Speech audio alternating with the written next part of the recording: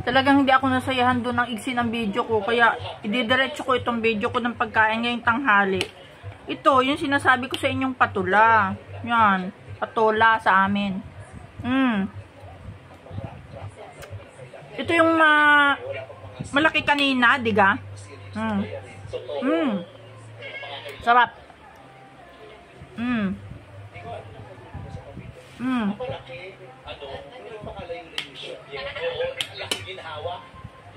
Ito yung pustas kanina. Kainin natin.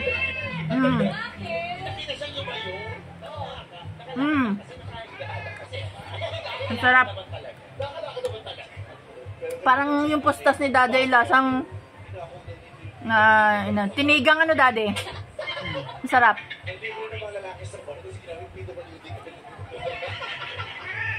Sige, pasang mo pusa. Nakamrot yung legs ko.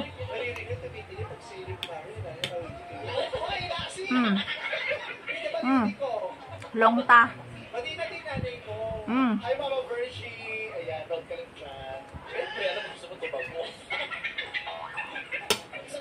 Mahaba nung ano, talbos ng kamote.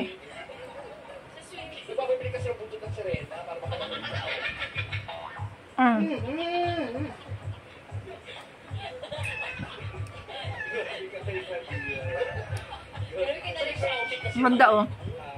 Ang sigas, fiber ito. Ganda na kainin, pampalabas ito ng dumi ng katawan.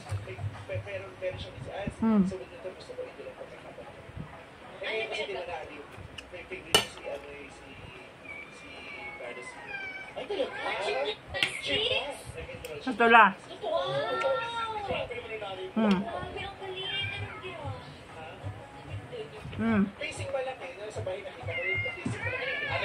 Mamaya kayo. Sarap pa yan ito oh.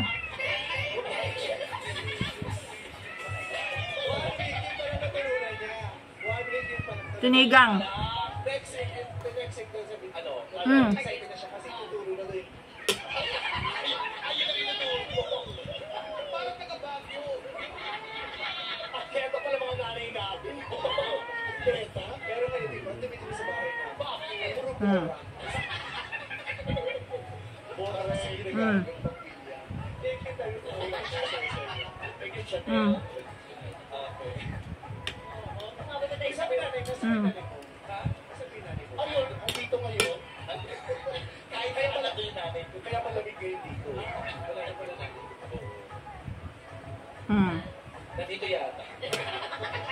Ganda.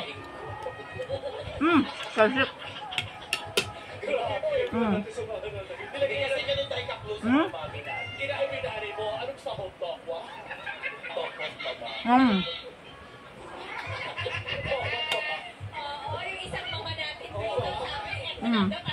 pero nung kinain namin yung sinubi yung pito. Ano yun? Kaya tawag yung pamilog.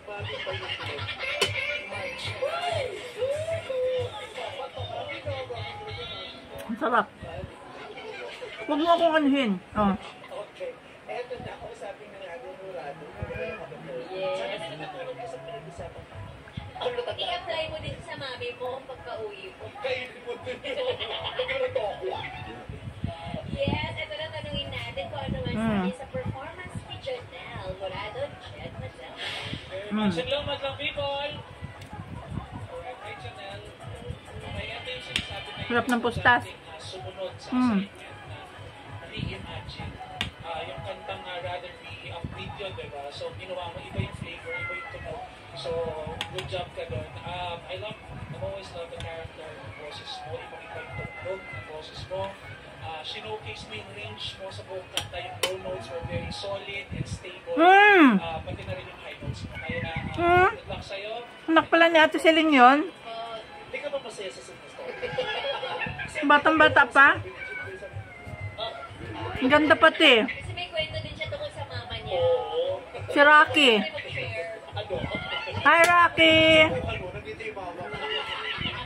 Nice meeting you on Facebook. Ano ni Ate Siling na Sulweta Teves. Kainini. Ang ganda mo naman. Kala ko ikaw ay apo. Sorry ha. Talagang sorry. Pinsang buhok ko si Ate Siling, ang mami mo. Anak ni anak ni Ate Isidra. Si Ate Isidra panganay kay tatay. Diyan sa Marinduque. Kain ikaw, nene. Yung aking filter eh. Nagpunta sa kamay ko. Napapaubo ako.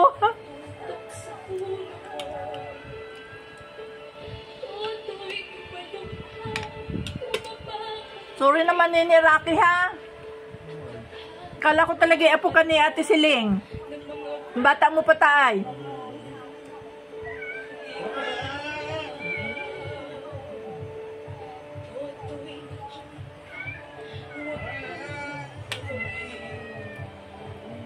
Eh, saan kayo nakatira? Hindi kita masyadong magkaanuhan, magkalapit ay ano.